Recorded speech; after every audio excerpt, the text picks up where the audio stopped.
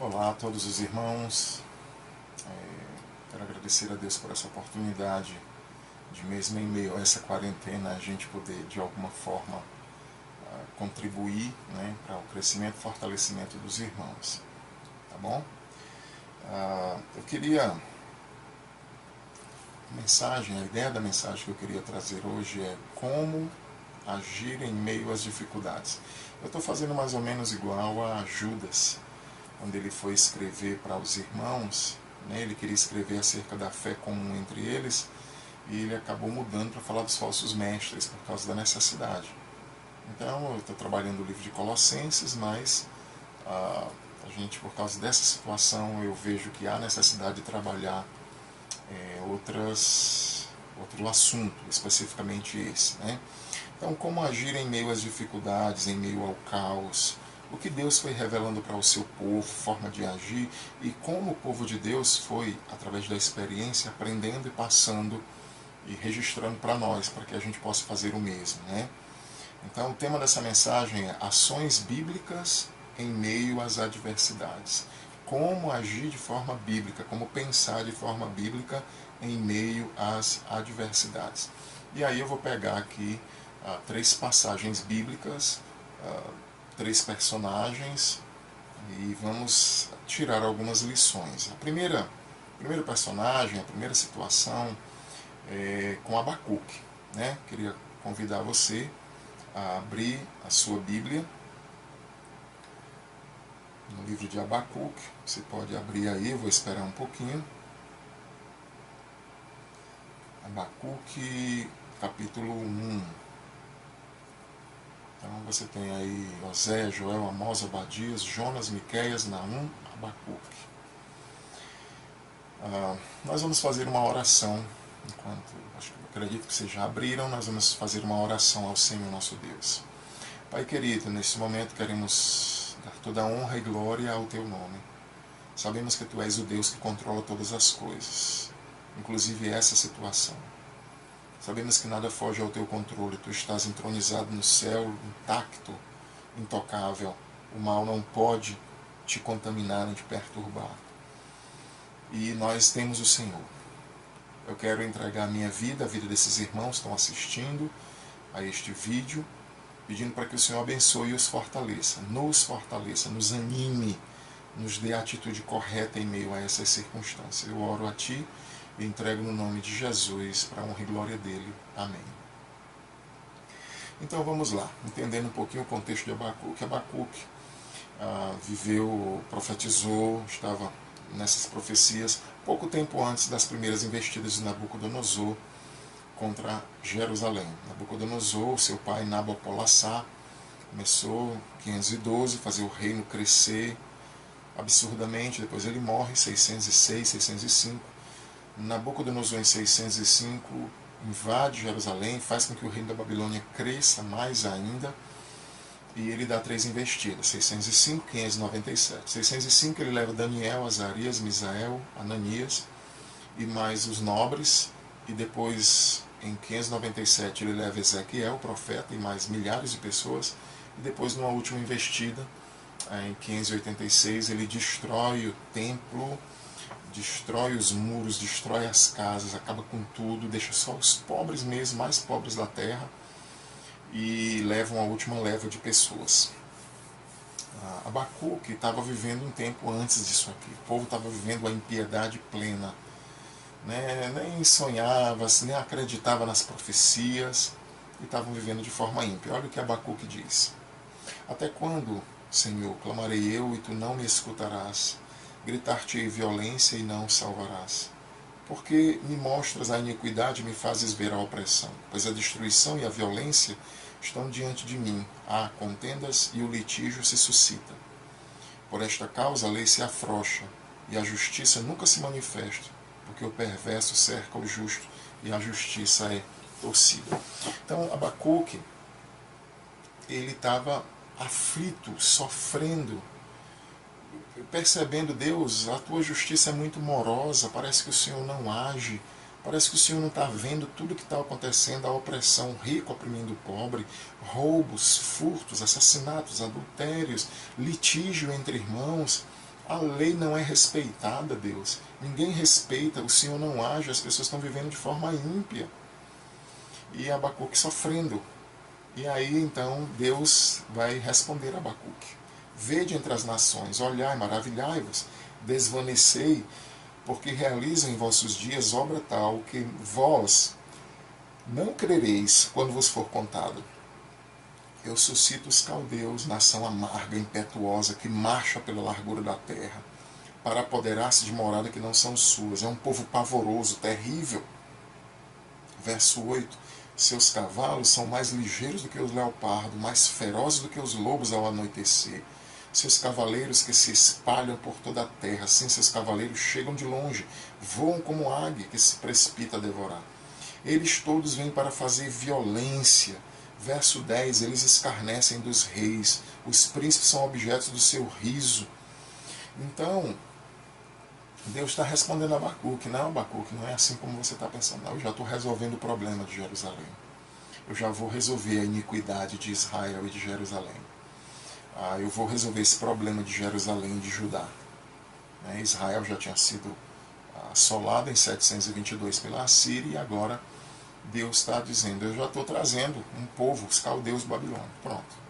Abacuque agora vem com outro problema. Tudo bem. O primeiro problema foi resolvido. Senhor, verso 12: não és tu desde a eternidade, ó Senhor, meu Deus, meu santo.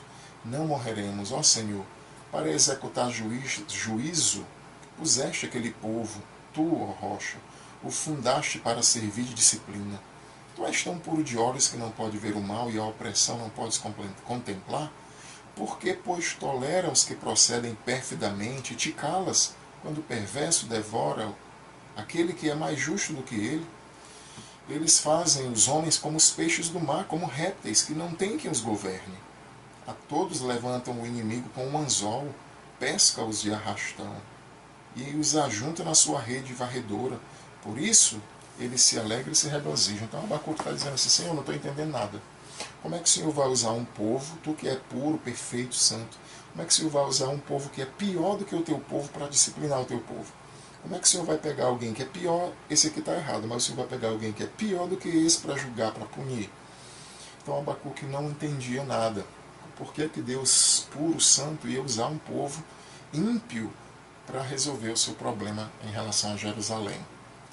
E então, no início do capítulo 2, Abacuque não entende nada, mas ele diz: eu vou me colocar na minha torre de vigia, vou me sentar e vou esperar que resposta Deus vai me dar.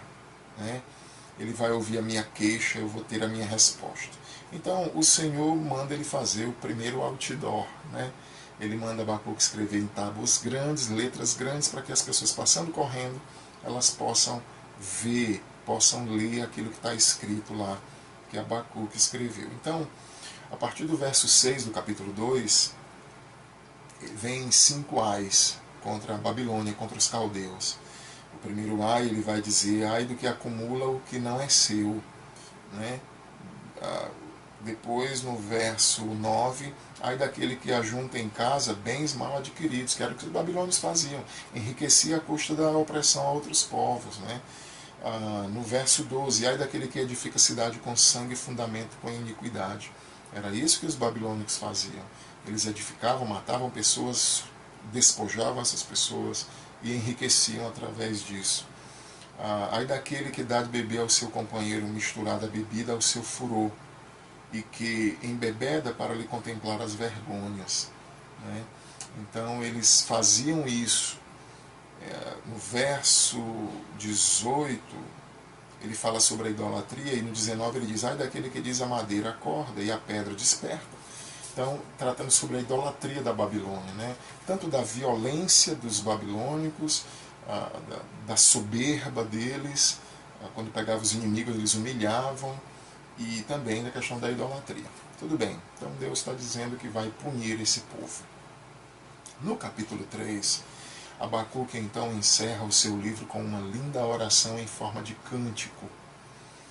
E ele faz uma analogia bem interessante de Deus saindo de uma cidade, como ele diz: Deus vem de Temã e passa por Parã, né? Vem do Monte Paran, e diz que Deus vem como um guerreiro, a aljava dele está cheia de flechas, e ele vem para guerrear, ele está com muita fúria. Quando ele passa, o sol e a lua se escondem, né? As montanhas se derretem, e ele vem vencendo, adiante dele vem a pestilência, por trás dele vem a pestilência, o mal. Então é um guerreiro que está saindo, e é o nosso Deus, ele está do nosso lado, né? E aí quando chega no verso 9, tiras a descoberta o teu arco e farta está a tua aljava de flechas. Então esse guerreiro tá, o armamento dele tá, não falta balas, né? Não falta munição. Diz que os montes se contorcem quando veem, as correntes das águas param, né? O sol para, e na indignação ele vem marchando com ira, né? Calcando os pés às nações. Quando chega no verso 15, no verso 16, quando o Abacuque percebe que Deus vai destruir os inimigos, essa nação, ele diz assim: ouvi-o e o meu íntimo se comoveu à sua voz. Tremeram meus lábios, entrou a podridão nos meus ossos, e os joelhos me vacilaram, pois em silêncio devo esperar o dia da angústia que virá contra o povo que nos acomete. Então ele está dizendo assim, vai acontecer, Deus vai vingar o seu povo, Deus vai punir o seu povo, vai punir aqueles que estão punindo o seu povo. E aí então o verso 17, cântico muito conhecido, acho que essa frase, na verdade isso aqui tudo é um cântico, uma oração em forma de cântico, uma adoração em forma de cântico, e eu acredito que muitas canções já foram baseadas nisso aqui. E Abacuque diz: ainda que a figueira não floresça, nem haja fruto na vide, o produto da oliveira minta, os campos não produzam mantimento, as ovelhas sejam arrebatadas do aprisco, e nos currais não haja gado. Vamos entender isso aqui. O povo de Israel vivia da agricultura e da pecuária. A fonte de renda deles não era o atacadão, o açaí, o São Luís, a empresa da Oi, Yamaha, a Honda. Eles tinham seu sustento com a figueira, com a oliveira, com as videiras, as uvas, né, as parreiras, com o gado, com as ovelhas, as cabras. E Abacuque sabia que quando os babilônicos chegassem, que invadissem, ia ter fome, como de fato teve, né? Primeira investida, houve um cerco tremendo, e ia ter fome. Quando eles invadissem, que se apropriassem das pessoas, eles iam matar pessoas, eles iam se apropriar das árvores frutíferas, dos frutos que tivessem ali, eles iam tomar os animais como despojos, as riquezas, tudo que pertencesse às pessoas. E Abacuque sabia disso. E o que é que ele nos ensina aqui, em meio a tudo isso? É como se Abacuque, se ele vivesse hoje, ele diria: ainda que o meu emprego não me dê o meu salário, ainda que não tenha comida na geladeira, não tenha comida no mercado, ele nos ensina o que é uma ação bíblica, o que é uma ação correta, o que é uma atitude bíblica em meio à adversidade. Ele diz: todavia, ou contudo, eu vou me alegrar no Senhor, exulto no Deus da minha salvação. Essa palavra exultar, ela é a palavra hebraica alas. Ela tem um sentido de triunfar, de jubilar, de exultar. Eu vou te dar uma ilustração, é mais ou menos Brasil e Argentina, final de Copa do Mundo. O Brasil mete o primeiro gol. Pronto, como é que as pessoas vibram? Exultar é aquilo ali, né? Então, é uma alegria indizível, né?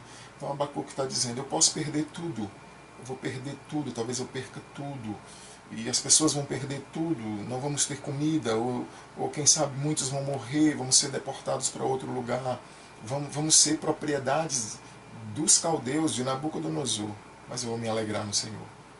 Quantos motivos nós temos para nos alegrar em Deus? Deus é tudo, né? Ele nos proporcionou nossa salvação, nos criou, proporcionou um meio para a gente estar com Ele toda a eternidade. Ele é a fonte da vida, a fonte de toda satisfação plena. Então Ele é a verdadeira motivação para nós, é o motivo de estarmos alegres, mesmo que a gente perca tudo, mesmo que a gente perdesse tudo, nós estamos longe disso. A gente está em quarentena, pelo que todo mundo me falou, todo mundo tem comida, não está faltando água, nem luz, nem comida no comércio. Nossa, não está tendo saque nas casas, arrombamento, sabe? Nós estamos longe disso aqui. E Abacuque nos ensina, eu vou me alegrar em Deus, eu vou me exultar no Deus que me salvou. Essa deve ser a nossa atitude. Aqui não tem desespero. Deus diz para ele, eu vou mandar os caldeus. Não tem desespero, não tem depressão, não tem corre-corre, alarde. Não, tem uma atitude, eu vou me alegrar no Senhor. O Senhor Deus é a minha fortaleza. Depois eu vou explicar um pouquinho melhor sobre essa questão de fortaleza, mas ele também fala com o nosso outro personagem, vai falar sobre isso aqui, o nosso terceiro personagem. Ele faz os meus pés como da costa e me faz andar altaneiramente. Então, Abacuque, ele tem uma atitude linda, de louvor em meio à adversidade. A gente precisa fazer isso. Jó fez isso. Para mim, louvar a Deus quando tem dinheiro, quando tem saúde, quando está tudo bem na vida, é claro que Deus aceita, aceita. Coração sincero, Ele recebe nossa adoração. Mas para mim, um louvor muito eficaz é quando você perde tudo. É quando você tem perdas e você consegue dizer para Deus, eu te louvo, eu te amo, e o Senhor é o bem mais importante para mim. E Abacuque nos ensina isso. Uma ação bíblica de se alegrar em Deus em meio às adversidades, em meio às perdas, de ver em Deus como objeto de alegria, como centro da nossa plena satisfação, como aquele que nos realiza, que nos satisfaz plenamente. Que atitude linda! Eu vou me alegrar em Deus. Eu tenho Deus. Eu posso perder as ovelhas, o gado, as frutas, a comida, o sustento, mas eu tenho Deus. Que atitude mais linda é essa? Que aprendizado a gente pode ter com esse homem, né? Passando então para o nosso segundo personagem, eu quero te convidar a abrir a tua Bíblia em Lamentações, né? Aí você tem Isaías, Jeremias, Lamentações, Ezequiel. Abre lá. Então, em Lamentações. Enquanto você vai abrindo, o título desse livro, Lamentações, ele vem do termo... houve uma tradução chamada Septuaginta, eu já expliquei isso inúmeras vezes, né? Mas sempre tem gente nova na igreja que precisa ouvir. A Septuaginta tem esse nome por causa de 70 judeus em Alexandria, no Egito, que fizeram a tradução da Bíblia da língua hebraica para a língua grega. Então, eles colocaram um título, um vocábulo inicial, e que era Zrenoi. E a ideia dessa palavra era cânticos fúnebres, ou lamentações, ou cânticos tristes. Mas na Bíblia hebraica era intitulado Eijah, que significa que. Geralmente na Bíblia hebraica eles colocavam a primeira frase do livro como sendo o título do livro, né? Então você já sabia. Se fosse, por exemplo, em português, Gênesis 1 seria no princípio. Então o título daquele livro seria Gênesis, seria no princípio. Então, mas havia uma tradução também, um título mais antigo em hebraico também, que era o Knot, que também significava a mesma coisa do Zrenoi, que significa cantos e lamentações que eram cantadas por um lamento de alguém que morreu, ou que tivera morrido, ou que morrera, né? No hebraico também não tem nenhuma indicação de que foi Jeremias que escreveu. Na verdade, quando foi feita essa tradução, né, colocou uma referência ao profeta Jeremias, né, e disse que ele estava lá quando Israel foi levado cativo, ele sentou chorando e ficou lamentando por Jerusalém. Então isso depois, quando houve a tradução de Jerônimo, né, para a língua latina, já foi também essa tradução de que tinha sido Jeremias, e também para as outras traduções. Então, a lamentação de Jeremias. O motivo do livro, então, é bem simples, né, de acordo com o contexto. Abacuque um pouquinho antes, pré-invasão, Jeremias pré e durante a invasão, né? Então Jeremias anunciou sobre a invasão e advertiu o povo, e quando houve as 3 invasões e também a última, quando Nabucodonosor queimou o templo, destruiu os muros, acabou com as casas, destruiu tudo, Abacuque, juntamente com outras pessoas, os mais pobres que ficaram na terra, o povo depois levou Jeremias à força para o Egito, mas eles sentavam, eles ficavam lembrando de tudo aquilo, chorando, lamentando, e também era um momento para ter esperança de que Deus iria restaurar, porque ele prometera isso. Então, lá nas ruínas o povo se reunia. E aí você tem aqui, acredito que você já abriu, então você tem aqui Lamentações, abre no capítulo 3, por favor. Lamentações, capítulo 3. Então, aqui, Jeremias, ele se reconhece como alguém que está sofrendo extremamente. Alguém que está sendo alvo de Deus, das suas flechas, das suas aljavas, das suas flechadas, mais ou menos como Jó, parecido com Jó. Então, no verso 1 do capítulo 3, ele diz: eu sou o homem que viu aflição, pela vara do furor de Deus. Verso 4, ele me fez envelhecer a minha carne, a minha pele, despedaçou os meus ossos. No verso 6, ele me fez habitar em lugares tenebrosos. Verso 8, ainda clamo e grito, ele não admite a minha oração, ele não me escuta. Fechou os meus caminhos com pedras lavradas. Fez-se-me como urso à espreita, um leão de emboscada. Desviou os meus caminhos e me fez em pedaços. Entesou o seu arco e me pôs como alvo de flecha, né? Aqui fui objeto de escárnio para todo o meu povo. Fartou-me de amargura, saciou-me de absinto. Absinto é uma erva amarga, mais amarga que se tinha. Verso 17, afastou a paz da minha alma, esqueci-me do bem. Eu não sei mais o que é ter paz, eu não sei mais o que é ter alegria, eu não sei mais o que é ter satisfação. Então eu disse, já pereceu a minha glória, como também a minha esperança no Senhor. Então pensa na situação desse homem. Não era só uma quarentena, ficar em casa com comida, internet, e ter acesso aos irmãos pela internet, assistir um filme, poder louvar, poder... Nós estamos falando de um homem que viu a sua nação ser destruída, invadida, saqueada, povos sendo levados embora, e ver o seu templo, o lugar, a casa de Deus naquela época, destruído, o lugar da adoração. Acabou a procissão, acabou o sacrifício. Procissão que eu digo, as tribos se reuniam e iam caminhando até Jerusalém em cânticos, em alegria. Acabou tudo isso. Nossa. Jeremias viu, com certeza Abacuque também estava vivenciando isso aqui. A Bíblia não menciona mais nada, se ele foi levado, né, como Ezequiel, ficou em Jerusalém, depois lá na Babilônia, aí tinha visões de Jerusalém, do templo. Mas Abacuque viu também, com certeza, Jeremias, e ele está vivendo essa situação. Verso 19, lembra-te da minha aflição e do meu pranto, do absinto e do veneno. O absinto é a erva mais amarga, o veneno, algo mortífero. Né? Então, Jeremias estava vivendo uma atrocidade. Seu coração estava mal. Mas olha o que ele diz, olha que atitude ele ensina para a gente. Verso 21, quero trazer à memória o que me pode dar esperança. Que coisa linda.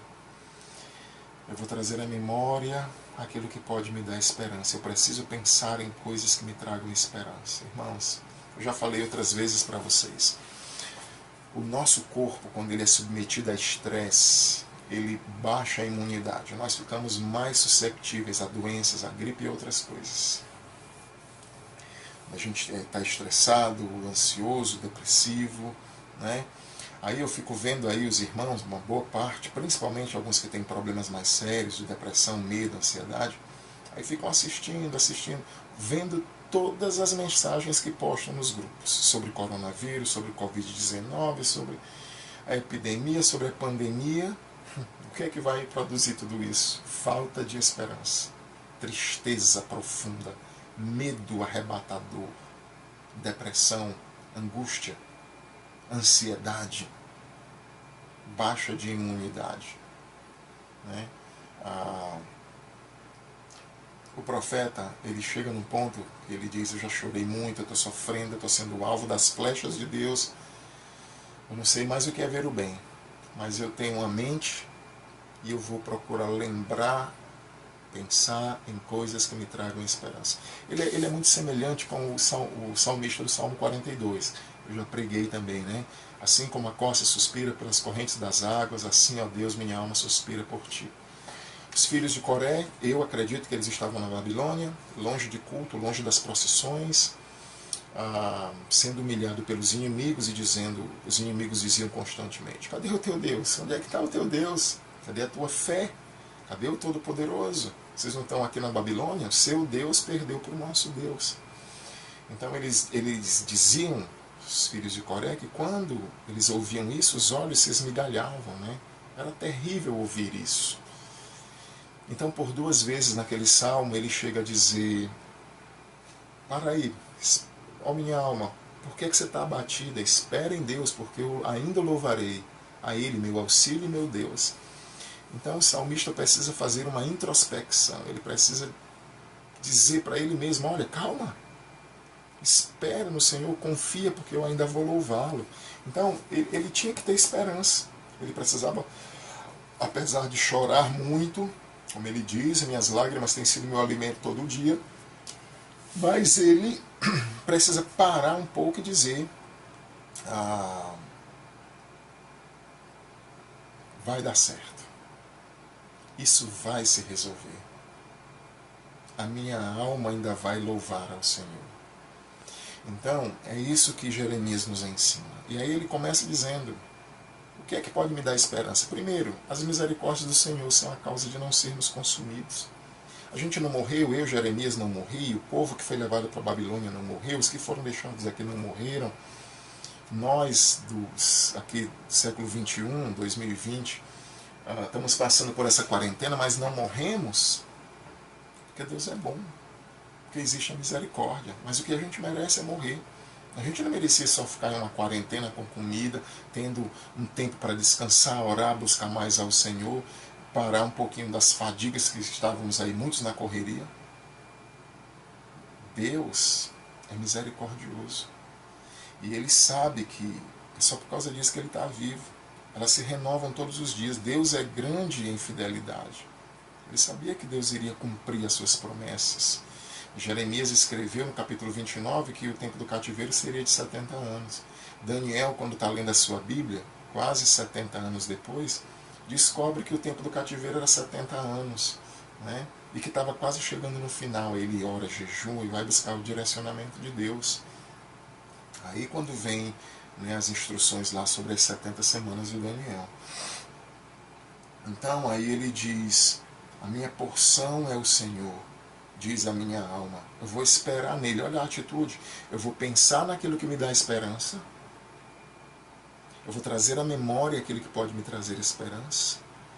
Aqui a gente poderia pensar em quem eu sou aqui nesse mundo em Cristo, quem eu vou ser na eternidade, onde é que eu vou morar, quais são as promessas bíblicas. Isso é que traz esperança ao nosso coração, né? Daqui a pouco tempo a gente não vai estar mais nem aqui. Então, a minha porção é o Senhor. É interessante essa questão de arrimo. No Salmo 16, o salmista vai dizer que Deus é a porção, a herança, o arrimo da sorte, né? Aquela parte da terra que cai. O povo de Israel sabia muito que era isso, muita divisão de terra. 50 anos aquela terra voltava para o dono de novo.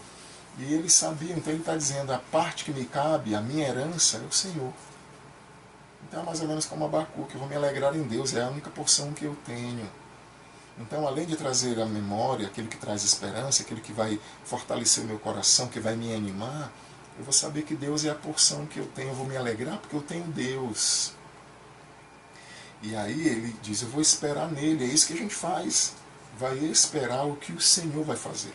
Não é o que o Bolsonaro vai fazer, não é o que o Cid vai fazer, não é o que o Arnon vai fazer, não é o que o presidente dos Estados Unidos vai fazer. Nós vamos esperar em Deus. Se ele quiser, ele resolve amanhã, ele dá uma vacina. Se ele quiser, semana que vem, sexta-feira que vem, já está todo mundo voltando ao normal, vai estar remédio, vacina nas prateleiras. Deus pode fazer.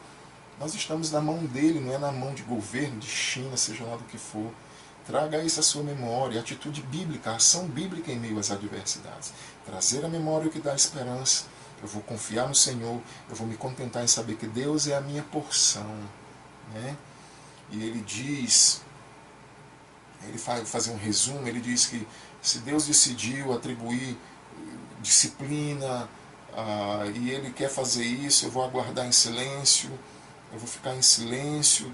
Deus impôs esse jugo, ele não faz isso com alegria, né? O Senhor não vai nos rejeitar para sempre, ele não entristece ninguém, ele vai usar de compaixão segundo as suas misericórdias. Então, essa é a atitude bíblica, trazer à memória o que dá esperança. Eu vou pensar em coisas boas, vou ouvir coisas boas. Eu já sei quais são as medidas necessárias, então eu não vou mais ficar aí correndo atrás de vídeo, uns milhares morreram, não sei quantos morreram, olha, faça isso, faça aquilo, use isso, use aquilo, sabe? Aí você liga o jornal, você vai para o WhatsApp, é tudo a mesma coisa, enchendo, bombardeando o teu coração de coisas ruins, de más notícias. Muda, lê a Bíblia, ora, ouve louvores, vai ouvir pregações, fica pensando em coisas boas. Filipenses 4:8. Tudo que é justo, puro, honesto, de boa fama, se há alguma virtude, se há algum louvor, seja isso que ocupe o teu pensamento. Aqui não há desespero, não há tentativa de suicídio, não há correria desesperada, lágrimas, mas ao mesmo tempo uma mente controlada que, em base na fé, ou embasada na fé, consegue pensar, para aí um pouquinho, vou pensar em coisas que me dêem esperança. Deus é a minha porção, Ele é misericordioso, eu vou esperar nele, Ele é fiel. Que coisa maravilhosa, que atitude maravilhosa, não é? Então, nós vamos para nosso terceiro exemplo, nossa terceira passagem, que é o Salmo 46.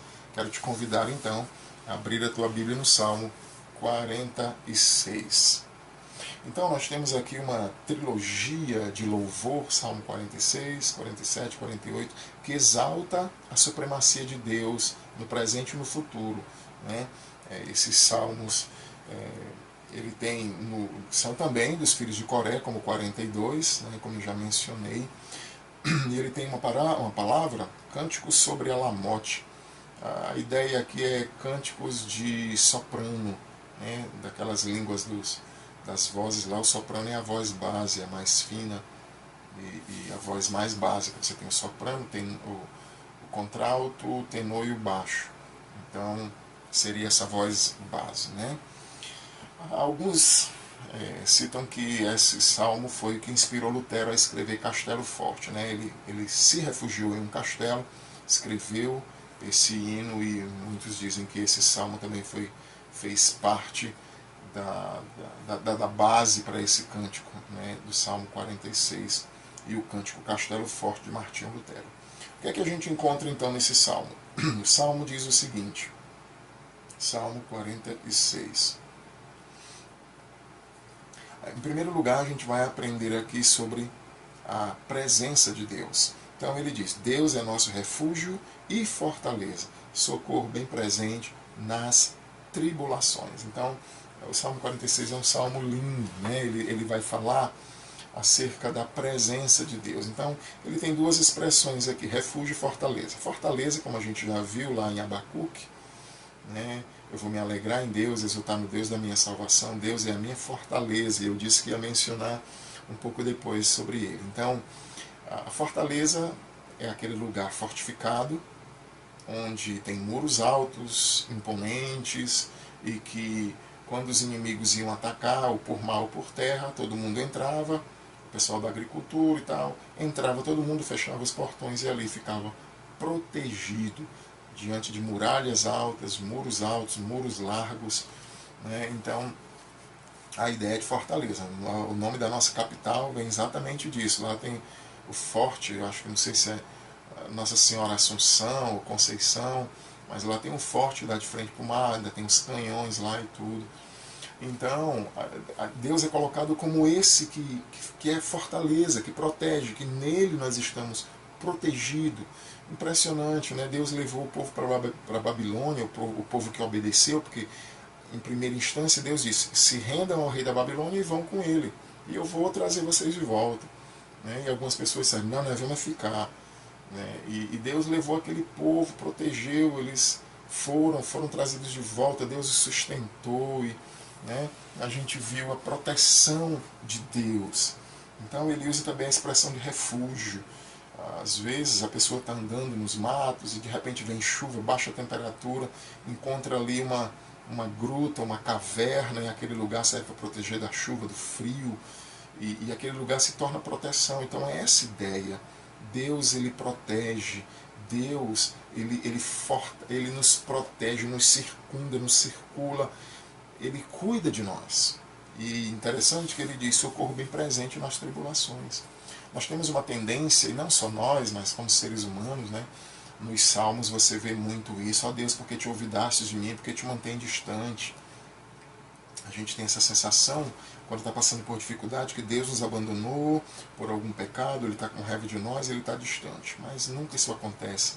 Os próprios salmos, quando eram escritos, Deus mesmo estava ali tão presente com aqueles escritores bíblicos, trabalhando no coração dele para que eles pudessem escrever a palavra de acordo com como Deus queria.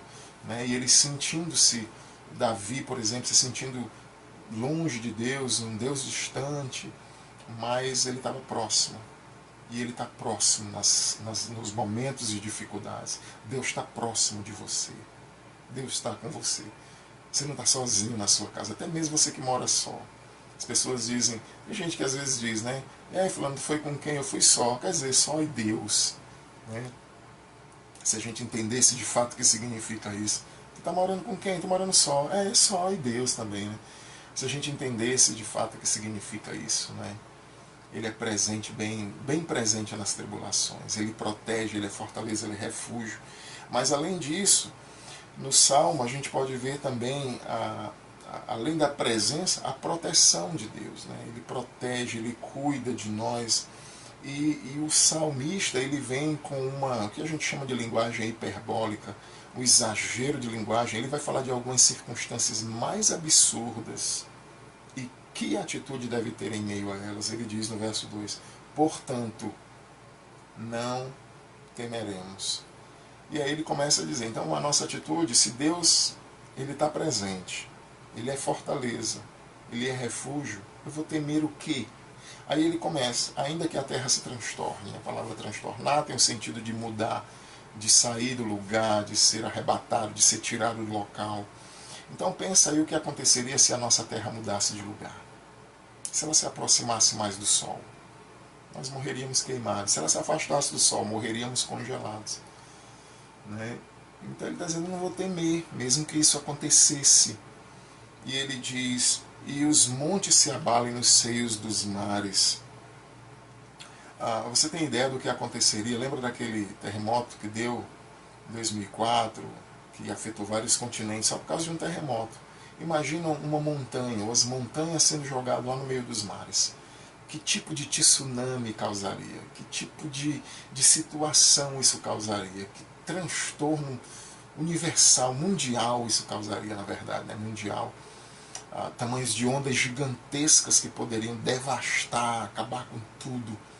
E ele está dizendo, mesmo que a terra se mude, mesmo que as montanhas sejam lançadas no meio dos mares, e os montes se abalem no meio dos mares, e ainda que as águas tumultuem e espumejem, a ideia, você sabe o que é aquelas ressacas do mar, vai e vem, aquelas ondas, espumas. Então estamos falando de ondas gigantescas, de revolta do mar em meio à terra, né? Todas essas coisas, e na fúria os montes se estremeçam, a ideia de terremotos violentíssimos a ponto de abalar os montes. Ele está dizendo, eu não vou temer mesmo que isso aconteça. Será que ele estava brincando? Será que isso é só uma linguagem poética? Será que não é possível alguém viver dessa forma? Davi ele chega a dizer, não terei medo de 10 milhares que se ponham ao meu redor, porque o Senhor me protege. Será que estavam tudo mentindo? É só uma linguagem aqui para enfeitar uma música? É possível, irmãos. É possível a gente manter a nossa mente inabalável. É possível a gente ter confiança. É possível a gente não ter medo. O medo paralisa. E aí ele continua a partir do verso 4, quando ele diz, há um rio cujas correntes alegram a cidade de Deus. Jerusalém não tem rio. Tem ali o Rio Jordão, né, dentro de Israel, mas Jerusalém mesmo não tem nenhum rio lá. E ele está falando de uma linguagem que de Deus, a emanação de Deus ali no meio dela jamais será abalada. Quer dizer, o santuário das moradas do Altíssimo, Deus está no meio dela. Então, o salmista está dizendo que a atuação de Deus, Deus está presente, né, em meio ao seu povo, ela jamais será abalada. Deus a ajudará desde a antemanhã, cedinho Deus vai ajudar. Né? Então, Deus ele é esse socorro. Não adianta ter medo, porque Deus cuida de nós.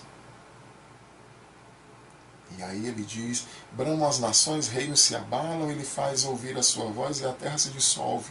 Deus usa um vírus microscópico. A gente poderia, se visse, matar, talvez, sabe? Mas é tão pequeno. O que é o poder de Deus? O que falaríamos do poder de Deus aqui quando ele diz: as nações bramam, reinos são abalados, a terra se dissolve, o Senhor dos exércitos está conosco, Deus de Jacó é nosso refúgio. Então, é interessante no Salmo 2, quando diz que as nações se reúnem, elas estão cansadas, para elas, a autoridade de Deus sobre elas é um jugo, elas querem se libertar disso, e se reúnem para poder se revoltar e brigar. E o Salmo 2 diz, né, que Deus lá no céu se ri dessa situação, e depois ele diz que ele vai destruir os inimigos todos. Né? Então aqui no verso 7 ele diz: o Senhor dos exércitos está conosco, Deus de Jacó é o nosso refúgio. Então,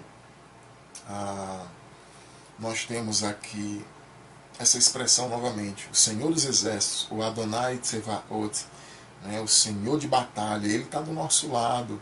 Aquele lá que Abacuque viu vindo, violento, cheio de ira, cheio de munição, tudo com medo dele, peste na frente, peste atrás, e ele está vindo, ele está do nosso lado, e ele está conosco, Deus de Jacó, aquele Deus que ama Israel, ele está conosco.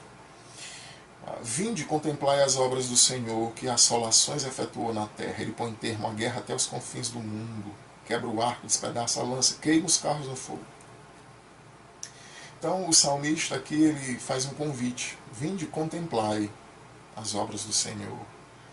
É a mesma coisa, né?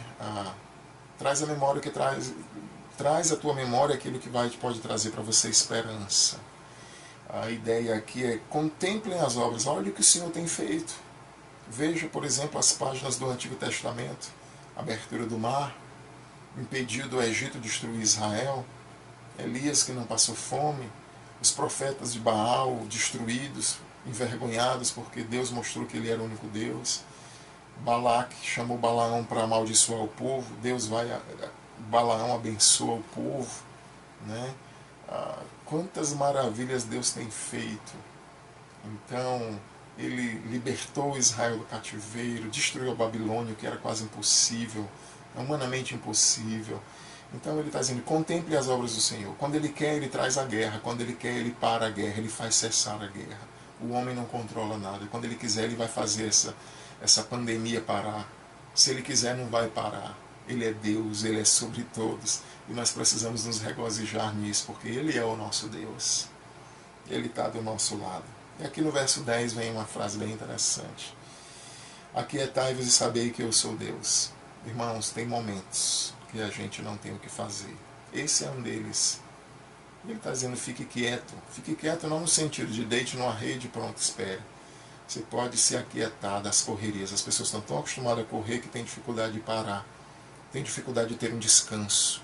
A mente, como Augusto Cury diz, a mente tão desenfreada, pensamento acelerado, que as pessoas têm dificuldade de parar um pouco. Talvez Deus esteja dando um descanso, Deus esteja dando um tempo para a família. Ninguém tem tempo para a família, ninguém tem tempo para descansar. Todo mundo numa correria desenfreada, ninguém tem tempo para lazer. Deus está dando um tempo para nós. A gente deve aproveitar da melhor forma possível. Aproveitar com a família, aproveitar em oração, aproveitar em leitura, encher nossa mente da palavra, ter um tempo de lazer, sim, descontração, descansar, sim, também, né? Mas esse é o momento da gente ficar quieto. Deus quer mostrar que Ele é soberano.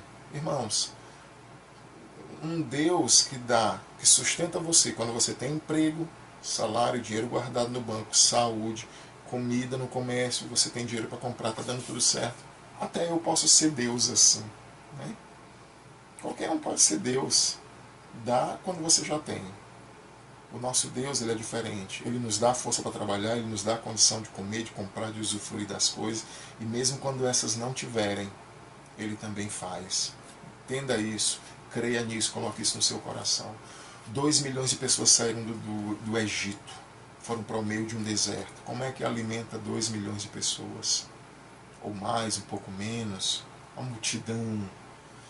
Moisés chegou até a dizer, eu, porventura, na segunda vez que ele era para falar a rocha, ele bateu na rocha. Porventura, eu tenho como dar água para vocês beberem?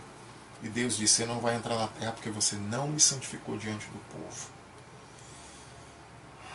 Deus deu de comer quando não tinha. Deus deu de beber quando não tinha uma cacimba, uma geladeira. Deus pode nos sustentar com salário, sem salário, com fundo de garantia, com seguro-desemprego, sem. Ele pode nos sustentar. Se ele quiser, ele pode fazer que uma vacina seja descoberta amanhã. Ele pode resolver todas essas coisas. Se ele quiser, ele pode prolongar isso. Ele tem o tempo dele. Fique quieto e saiba que Deus é Deus. É por isso que ele é Deus, ele é soberano. Ele age quando a gente não entende, quando a gente não espera, quando a gente não sabe, quando a gente não compreende. Ele é Deus. Aquietai-vos. Sabei que eu sou Deus. Sou exaltado entre as nações, sou exaltado na terra. Ele está mostrando. Cadê o carnaval? Cadê a festa junina? Cadê o Natalzinho pagão? Cadê a Páscoazinha de chocolate e ovo? Festa pagã? Festa pagã que eu digo a comemoração pagã. Nós comemoramos o Natal, a Páscoa, sim. Comemoramos louvando e colocando Cristo no centro. Nesse sentido que eu falo. Cadê o carnavalzinho das pessoas? Cadê o forrozinho? Cadê a Disney? Cadê o Beach Park? Né? Deus está sendo exaltado em meio às nações. Então ele está sendo exaltado na terra. E ele encerra esse salmo dizendo, o Senhor dos Exércitos está conosco, Deus de Jacó é o nosso refúgio. Esse guerreiro valente, com a aljava cheia de flechas, a sua arma cheia de munição está do nosso lado, ele é o nosso Deus, ele é presente. Então, meus queridos, aqui em meio às mais diversas atrocidades que poderiam acontecer, a terra se mudando de lugar, montanhas sendo jogadas no mar, montanhas se dissolvendo de terremotos violentos, mar rugindo, não é para temer, não temeremos. Deus está do nosso lado, Deus é o nosso refúgio, Deus de Jacó, fique quieto, veja ele ser engrandecido. Então, meus queridos, eu queria encerrar essa mensagem trazendo uma recapitulação e algumas aplicações. A gente aprendeu a ter atitudes bíblicas, ações bíblicas em meio às adversidades. A gente viu o primeiro exemplo, Abacuque, quando ele sabia que a Babilônia iria vir disciplinar o seu povo, ele sabendo que iria perder tudo, que iria ser despojado, que iria mudar toda a rotina, os bens, comida, tudo isso, levado para um país distante, ele ensina para nós a exultar, a alegrar-se em Deus. Ele ensina que Deus é fortaleza. E essa deve ser a nossa atitude, saber que Deus é a porção que nós temos. Alegria em Deus, alegria pelas promessas de Deus, alegria por quem nós somos em Deus. Jeremias, pouco tempo depois, quando vivenciou, claro que Abacuque também vivenciou, mas o seu período profético foi menor, ele não escreveu durante, Jeremias sim, escreveu antes, durante e depois da invasão. Abacuque nos ensina que quando tiver adversidades, situações extremas, difíceis, o que nós não estamos passando ainda, a nossa atitude deve se trazer à memória o que dá esperança. Colocar na nossa cabeça coisas aqui, terrenas, pensar isso aqui vai passar, vai melhorar, vai chegar lá na frente, a gente vai olhar para trás, vai agradecer, tudo isso vai ter coisas boas, pode ter certeza, pessoas vão se converter, nossos familiares vão ficar temerosos, e eu vou trazer à memória o que me dá esperança. A outra atitude de Jeremias, Deus é a minha porção. A única coisa que eu tenho é Deus de fato. É Deus. Eu vou esperar nele, esperar em Deus, confiar na sua misericórdia, né? Reconhecer que a gente não merece nem estar vivo. A gente merecia muito pior do que o que estamos vivendo. Então a atitude de Jeremias é essa. E a atitude do salmista no Salmo 42 é: não vou ter medo, por mais adversas que estejam, eu vou confiar no Senhor. Não terei medo, mesmo que hajam as situações mais adversas. Deus é um guerreiro que está do meu lado. Ele é o Deus que protegeu Jacó, que protegeu a nação de Israel. É o Deus que me protege, que me guarda. Eu vou ficar quieto e eu vou ver Deus agindo. Então, meus irmãos, esse é o resumo da mensagem. Eu queria trazer algumas aplicações. Com isso, eu não estou dizendo que a gente não precisa se precaver. Eu vou sair aí na rua, não preciso ter medo, eu vou aí, tá? Não, isso é irresponsabilidade. Eu não estou falando disso. O propósito dessa mensagem é que você tenha uma atitude correta, mental. Você não precisa estar desesperado, medo, depressivo, angustiado, ansioso, não é? Mas nós precisamos nos precaver, sim, né? Sem medo, sem pânico. Fazer isso, sair por aí todo tempo sem necessidade, porque não tenho medo, isso se chama irresponsabilidade. Deus nos deu sabedoria. Então, seja responsável, haja da forma que tem que agir. Saiu, voltou, lava as mãos, se ajeita, se higieniza, mas não precisa ter medo, ter pânico, ok? Entende bem isso. Evite, você que tem problema de depressão, ansiedade, medo excessivo, angústia, né? Evite ficar vendo notícias. Você não já sabe o que é necessário para a higienização, não já sabe em que nível está. Então, só escute notícias, se sair a notícia sobre uma vacina nova, um medicamento novo, se a quarentena acabar, a vida voltando ao normal, coisas desse tipo, né? Tem gente que fica assistindo o programa 190, barra pesada, não sei o que e tal, e fica com medo de sair na rua. Então, se você tem esse problema, tem palpitação, tem ansiedade, fica com medo, não vejam. Não vejam. Meu conselho para você é um bombardeio de informação. É jornal nacional, jornal local, é jornal de todos os jornais, é jornal em papel, em celular, o WhatsApp, meu Deus, todo grupo, é milhões de informações. Evite. Você não precisa disso. Isso enche o seu coração de medo, de desespero. Ninguém suporta uma coisa dessa, né? Então, não veja uma ou outra de vez em quando. Mas se você tem esse problema, evita.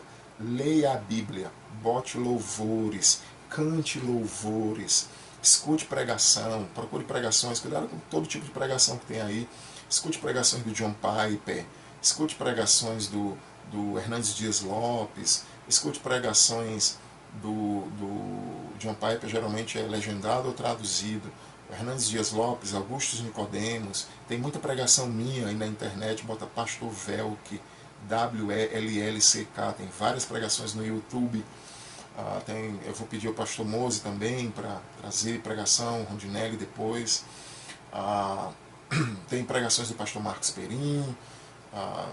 Tem várias pregações que você pode ser edificado. Pensa em coisas boas. Para de ficar enchendo a tua mente com esse bombardeio de informações que faz um mal terrível. Finanças. Talvez você esteja pensando, meu Deus, e agora? Vai ficar difícil, como é que vai ser? Irmão, vai parar tudo. E se você e o outro irmão estão passando por dificuldade, vai afetar a mim, vai afetar o pastor Moço, o pastor Rondinelli, Alisson, vai afetar todos. Então, nós somos sustentados com os dízimos e as ofertas de vocês. Então vai mexer com todo mundo, mas não é só com você, vai mexer com gente de São Paulo, do mundo todo. E todo mundo vai ter que ter paciência para se reorganizar. Não se desespere em relação a isso, meu irmão.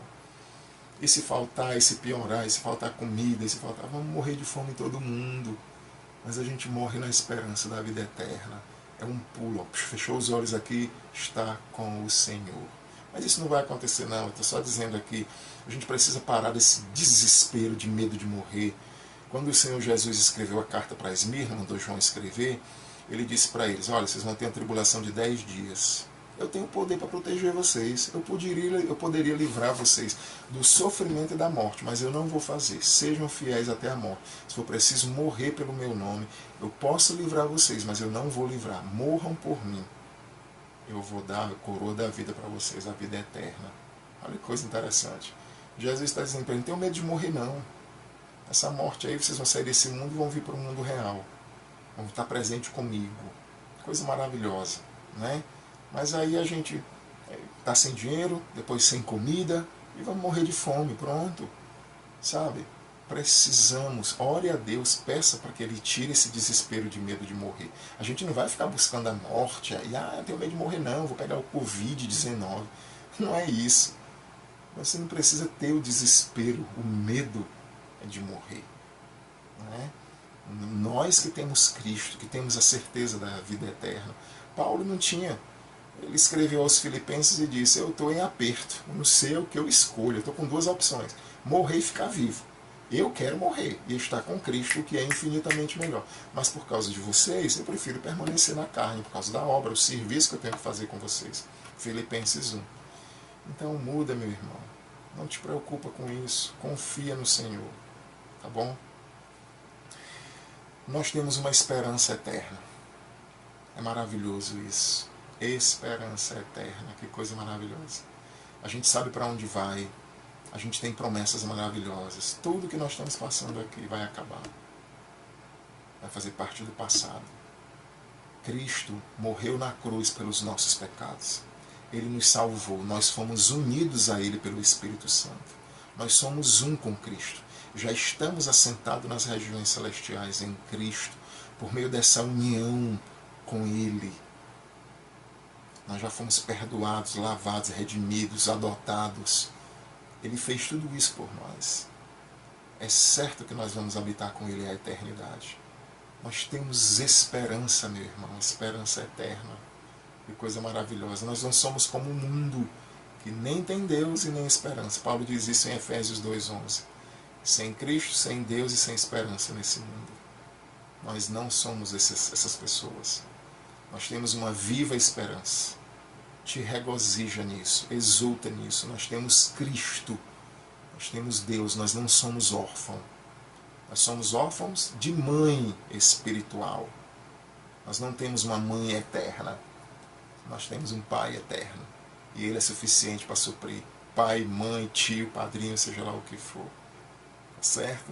E por último, eu queria encerrar com o Salmo 112, depois você pode ler. Quero te desafiar a ler todas essas passagens depois com paciência. Lê o livro de Jeremias, Lamentações, né? Lamentações, bem curtinho. Abacuque, bem curtinho também. Salmo 46, 47, 48, que eu mencionei. E o Salmo 112, que eu vou encerrar com ele aqui. Aleluia, bem-aventurado o homem que teme ao Senhor e se compraz nos seus mandamentos, na sua palavra. Aí no verso 7 diz assim, ele não se atemoriza de más notícias. Seu coração é firme e confiante no Senhor. Coisa linda. Seu coração bem firmado não teme, até ver cumprido nos seus adversários o seu desejo. Ele não teme. Seu coração é firme, não teme más notícias. Você sabe que esse povo aqui do Antigo Testamento, de repente, era notícia. Ei, os assírios estão vindo. Ei, o povo lá dos juízes, né? Os midianitas estão chegando, os filisteus estão chegando, os assírios estão invadindo, a Babilônia está invadindo, sempre eram más notícias. E o Salmo vai dizer aqui é que a pessoa que teme a Deus, que se compraz os seus mandamentos, ela não vai se atemorizar de más notícias. O coração dela bem firmado não teme. Então que Deus te abençoe, meu irmão. Que Deus possa abençoar esse período, possa nos fortalecer, nos ensinar muitas coisas e que a gente possa aprender que Ele é Deus e Ele está sendo exaltado e vai ser exaltado. Que Deus te abençoe.